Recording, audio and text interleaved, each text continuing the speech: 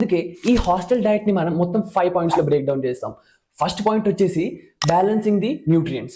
మీరు వర్కౌట్ చేసినా చేయకున్నా ఏదేమైనా సరే మీ బాడీ పనిచేయాలంటే దానికి కొన్ని బేసిక్ న్యూట్రియంట్స్ కావాలి.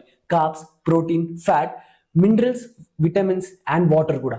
ఇవన్నీ మీకు రెగ్యులర్ బేసిస్ లా కరెక్ట్ గా వస్తున్నాయో మీరు చూసుకోవాలి. ఇప్పుడు ఇవన్నీ న్యూట్రియంట్స్ నీకు కరెక్ట్ గా వస్తున్నాయో లేదో చూడాలంటే ఫస్ట్ మనం చూడాల్సింది నీ హాస్టల్ కిచెన్ లో. ఆ హాస్టల్ కిచెన్ మన చేతిలో అస్సలు ఉండదు. వాళ్ళు ఏదో ఉండితే అదే తినాలి. కానీ ప్రతి ఒక్కరు ఒకటే ఫార్మాట్ రిపీట్ అవుతుంది.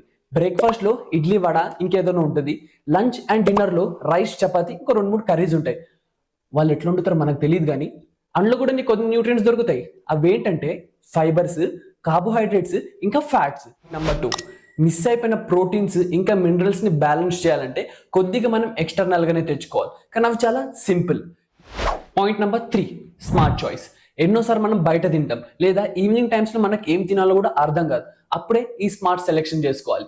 మీకు ఆప్షన్స్ లో పీనట్స్ ఉంటాయి, రోస్టెడ్ పీనట్స్ ఉంటాయి, లేదా పొట్టు చెన కూడా ఉంటాయి. మీరు మంచిగా చాట్ లాగా చేసుకొని ఉప్పు కారం వేసుకొని తినొచ్చు. లేదు మీకు గ్యాస్ట్రిక్ ప్రాబ్లం, డైజెషన్ ప్రాబ్లం అవుతుందంటే తీసేసేయండి. You can use makhana. Makhana కూడా బెస్ట్ ఉంటుంది.